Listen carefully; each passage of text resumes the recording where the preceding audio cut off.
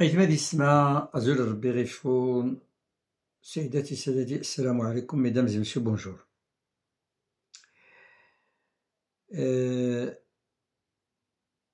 Aujourd'hui je voudrais faire une vidéo pour essayer de connaître de près la politique française à l'égard des Amazirs.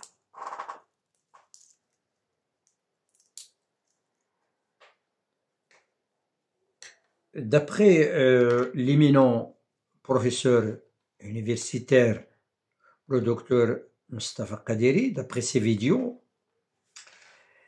j'ai saisi que avant la pénétration des Français en Algérie en 1930, ils ont envoyé des chercheurs, des penseurs de toutes catégories qui peuvent les informer sur la situation en Nord-Afrique, c'est-à-dire la situation des Amazirs. Et elle a insisté surtout sur les historiens, les sociologues, les médecins, les psychiatres et tout ce qui a des relations avec la vie quotidienne des tribus et des populations nord-africaines. D'après le docteur Mustafa Kaderi, la conclusion de leurs études et de leurs conclusions ont abouti à cette idée essentielle. C'est que dans le Nord-Afrique, la majorité parlait amazigh, la majorité est de coutume amazigh, mais il y a quand même une partie qui se disait arabe, d'origine arabe, et qui sont très liés à l'Orient, à la péninsule arabique, et qui se considéraient comme les enfants des Amaouides et des Abbassides au Maroc. Tous ces chercheurs ont conseillé aux Français, aux colonisateurs français, de composer avec les arabistes, avec les orientalistes, avec ceux qui pensaient être des Arabes. Mais, en ce qui concerne les Amazirs, qu'ils appelaient eux des Berbères, il faut les massacrer. Il ne faut pas avoir pitié de ces gens. Pourquoi? Parce que ce sont de grands patriotes. Ils sont très attachés à leur terre. Effectivement, quand les Français ont combattu la monarchie marocaine à l'est, les Marocains reculaient. Les Marocains reculaient jusqu'arrive l'accord du protectorat en 1912. Regardez le nombre de batailles que les Amazirs avaient dans le passé contre les Romains, contre les Phéniciens, les Romains, les Vandales, les Byzantins, les Arabes, les Français et les Portugais. Les Amazirs ont toujours cassé, chassé et détruit complètement les colonisateurs de tous bords. Et c'est pour cela que quand les Français sont arrivés, ils ont composé tout de suite avec ceux qui pensaient être des Arabes. C'est pour cela que je lance un appel aux chercheurs marocains, surtout les historiens et les sociologues, pour nous dire les batailles que les chefs du tribus Amazirs avaient menées contre le colonisateur français. Et ne préciser s'il y avait des personnalités de Rabat, de Fès ou de Salé qui ont mené des guerres acharnées contre le colonisateur. Après 1912, les Amazirs continuaient à combattre les Français. Alors que ceux qui se disaient arabistes de l'Orient ont composé avec lui. L'histoire est là.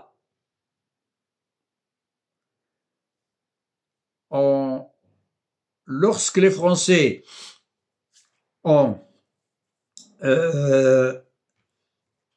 touché au roi du Maroc, Mohamed V et sa famille, certains intellectuels de Rabat et de Fès et de Salé sont allés composer avec les Français à Aix-les-Bains, en 1955.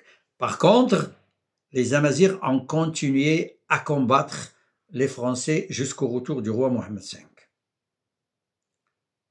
Mais pendant la colonisation, le docteur Mustafa Kadiri a indiqué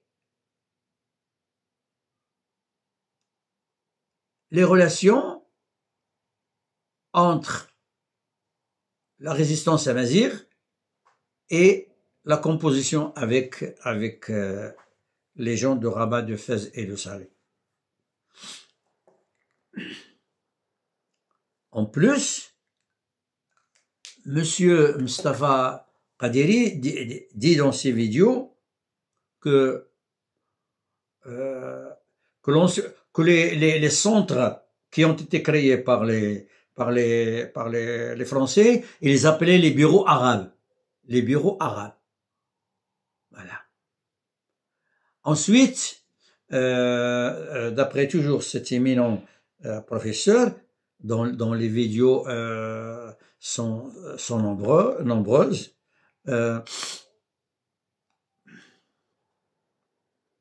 il indiquait que l'enseignement primaire, les Français l'appelaient l'enseignement franco-arabe. Et l'enseignement secondaire, il l'appelait l'enseignement franco-islamique.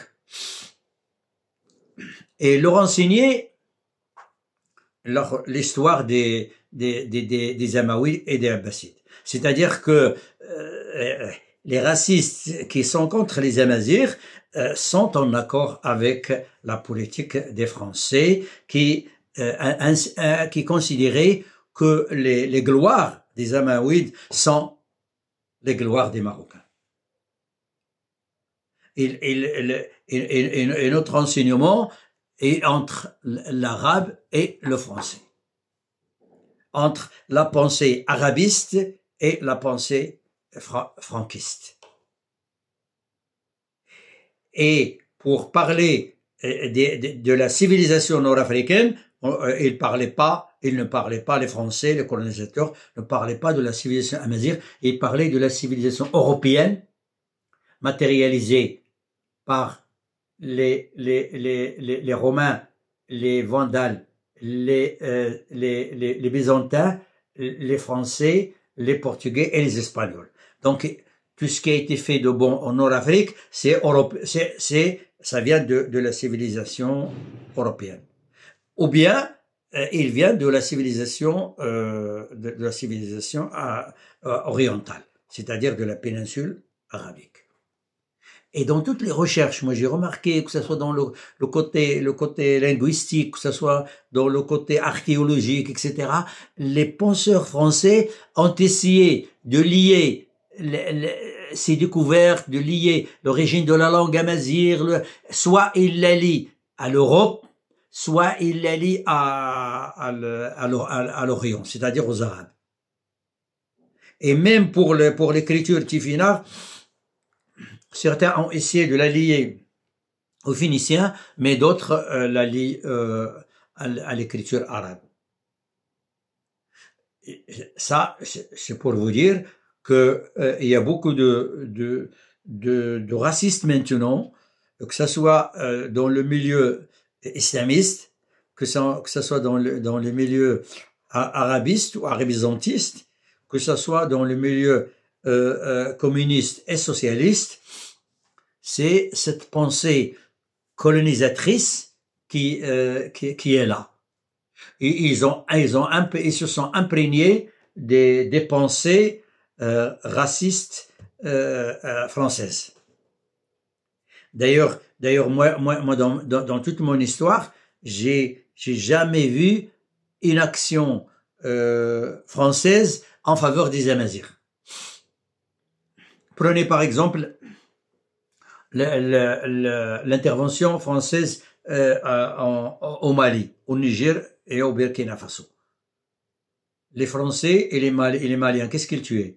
Ils tuaient les Azawad et les Touaregs du Nord. La moitié du Mali, ce sont des Amazirs.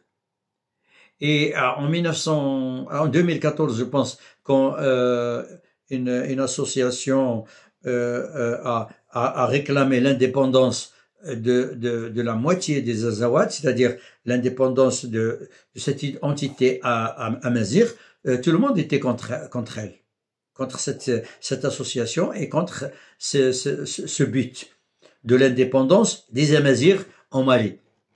Que ce soit surtout l'Algérie, le Mali, la France, le Maroc n'était pas, à ma connaissance, pour l'indépendance, mais il était pour la conciliation entre les Amazirs et les Maliens, entre les Azawad et les Maliens. Et je pense que le Maroc avait cette idée de pouvoir jouer la conciliation, surtout que les Azawad adorent le roi du Maroc. Et leurs ancêtres ont des relations religieuses, ont des relations émotionnelles avec les rois alaouites. Et donc, on a empêché le Maroc de jouer cette conciliation. Actuellement, qu'est-ce qui fait le Mali? Actuellement, le Mali est en train de tuer les Azawad avec l'aide des Russes et de la milice des Wagner. Des Wagner et des associations extrémistes et terroristes d'origine algérienne. Parce que l'Algérie ne veut pas que les Azawad aient leur liberté. Parce que les Azawad de l'Algérie, du sud de l'Algérie et les Touaregs de l'Algérie penchaient également vers la liberté et vers leurs droits et leurs revendications légitimes. Que ce soit dans l'enseignement de la langue, que ce soit dans les revendications du progrès et de l'épanouissement. J'étais en France en 1980, il y avait le soulèvement ou le printemps amazigh au Kabyle.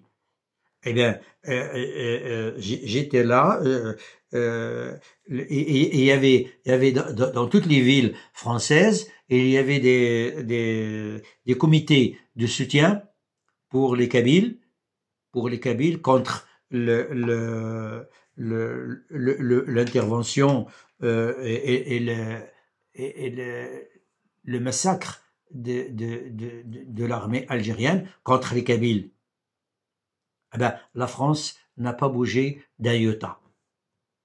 La France n'a jamais aidé les Amazighs. Je vous donne l'exemple, par exemple, maintenant, il y a comment dirais-je, il y a le gouvernement en exil en France, le gouvernement kabyle en France. Qu'est-ce qu'il a fait, la France, pour les Kabyles? Rien. Il les surveillait, il les empêchait de faire quoi que ce soit contre le régime algérien qui se dit arabiste, islamiste. La France a tout le temps détruit les Amazighs. D'ailleurs, quand vous lisez, quand vous regardez un peu l'histoire de la France au Maroc, vous allez avoir les relations de Lyautey avec l'intelligentsia de Rabat, de Fès et de Salé, et vous allez avoir ces actions contre les Amazighs. Rien à faire. La France a tout le temps détruit les Amazighs. Les Amazighs se sont tout le temps révoltés contre le colonisateur, de quel bord soit-il. De quel bord soit-il. Les Amazirs sont très attachés à leur terre, sont très attachés à la nation marocaine, sont très attachés aussi au régime monarchique alawite et également au roi. Les Amazirs ont tout le temps soutenu la monarchie contre les invasions, que ce soit des Français, que ce soit des Espagnols, ou que ce soit aussi des arabistes, des islamistes, des communistes et des orientalistes. Les Amazirs, et d'ailleurs, donc, quand vous prenez, moi j'ai lu un peu certaines, comment dirais-je, journaux, certains journaux des chefs de guerre français, et ils ont indiqué que ils n'ont jamais assisté à une résistance farouche des Amazirs.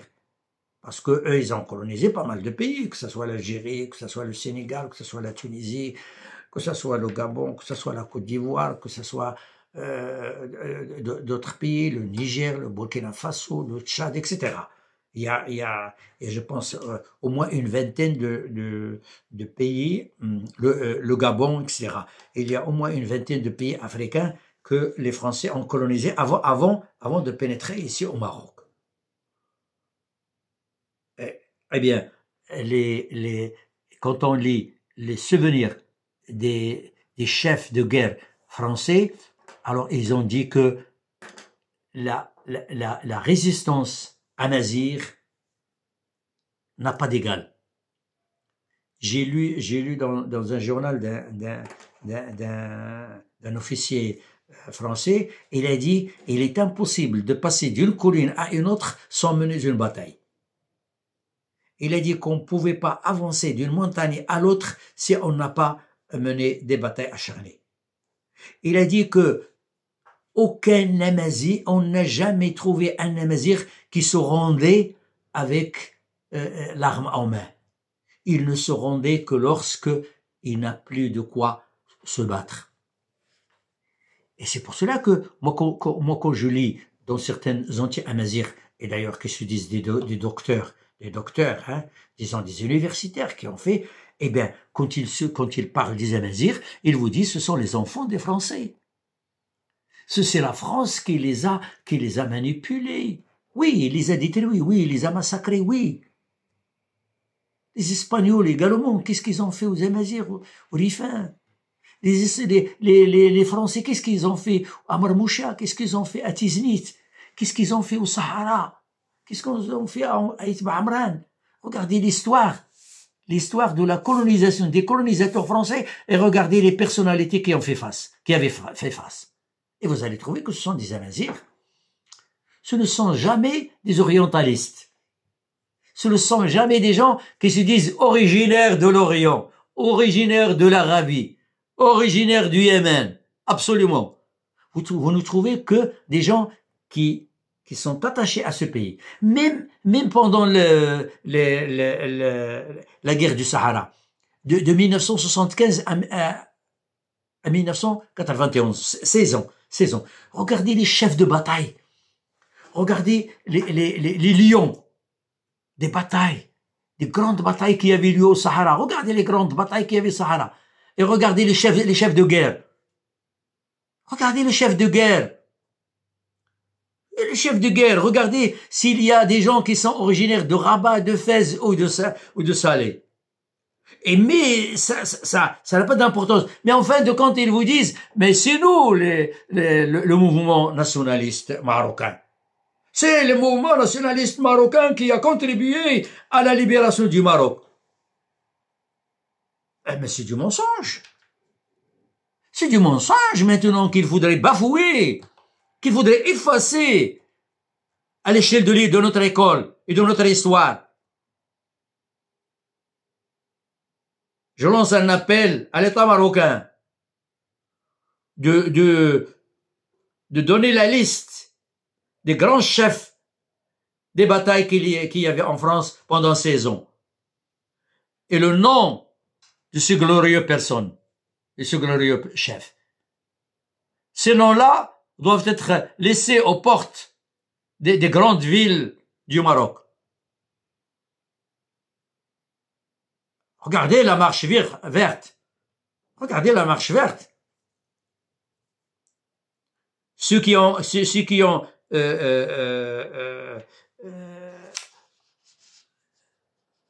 porté aux directives royales de Hassan II, quand il avait demandé à faire la marche verte, citons, cherchons quelles sont les grandes personnes qui avaient mené cette marche depuis son départ, le départ qui a été donné par le prince héritier à l'époque et par notre roi actuel. Regardez les personnalités qui ont joué un grand rôle dans la marche verte, sur le terrain, et non pas à l'échelle de la radio, de la télévision et des journaux ou des chansons. Comme a dit Ahardan un jour au Parlement. Elle a dit, ne vous fiez pas aux chansons de certains chanteurs qui se disaient, je donne ma vie, je donne mon âme, je donne mon corps. Et il faut armer la population. Les Marocains sont capables de se combattre, de se défendre. Il l'a dit surtout à ce que faisait l'Algérie à notre frontière avec elle. Les Algériens, de temps en temps, ils prenaient des terrains. Et Hardan avait dit au Parlement, je me rappelais bien, il a dit que les gens de Figuig, les gens de Rachidia, les gens de Bouarfa, les gens de Oujda, il suffit de leur donner les armes et ils peuvent se défendre tout seuls contre toute l'armée algérienne. Il faut faire confiance aux Amazirs. L'État doit faire confiance aux Amazirs. Ce sont eux qui sont très attachés à cette terre. Et ils ne sont attachés ni à la péninsule arabique, ni à la Palestine, ni à la Syrie, ni au Liban, ni à l'Irak. Ils sont très attachés à notre terre. C'est notre terre. Nous sommes là pour mourir, pour défendre notre unité territoriale, populaire et la défense de notre monarchie alawite. Les Amazirs, sont comme ça. Ils vont rester comme ça. Et regardez les annales du docteur Al-Khatib après les discussions d'Aix-les-Bains. Et vous allez voir les chefs de guerre et les chefs de la résistance amazigh qui ont dit non à poser les armes tant que le roi Mohammed V n'est pas retourné à son trône.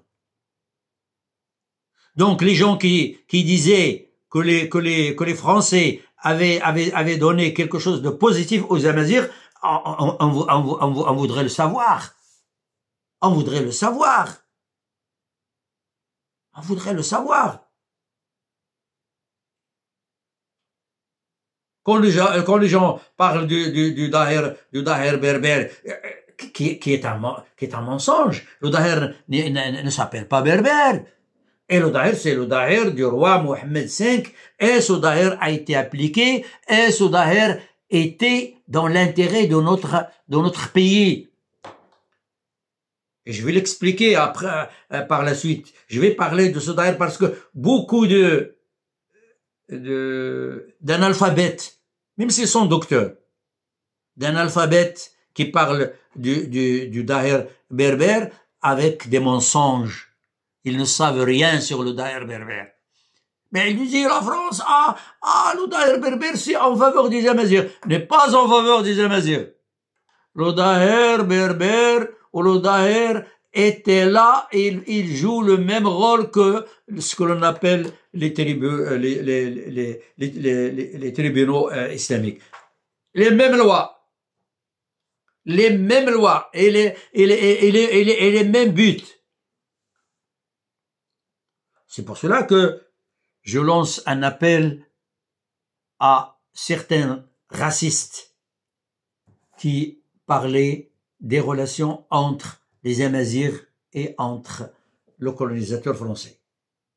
Et d'ailleurs, pourquoi ils font ça? Ils font ça juste pour massacrer les Berbères. Si ce n'est sur le plan physique, les racistes ont massacré l'histoire des Amazirs, ont masqué, ont détruit les gloires des Amazirs pour nous parler de quoi? De la gloire des colonisateurs. Ils vous disent que ça est Phénicien, mais les Phéniciens sont des colonisateurs qui ont été complètement pourchassés par les Amazirs. Les Byzantins, ils ont été complètement chassés par les envahisseurs arabes. Les Amaouides ont été complètement pourchassés du Maroc. Alors, ne me parle pas des gloires des Amaouides. Ce ne sont pas les gloires des Marocains. La gloire des Abbassides, ça n'a rien à voir avec l'histoire du Maroc. La résistance marocaine, elle est contre tout colonisateur, qu'il vienne de la péninsule arabique ou qu'il vienne de l'Europe. Les Amazirs sont comme ça. Alors, c'est pas la peine.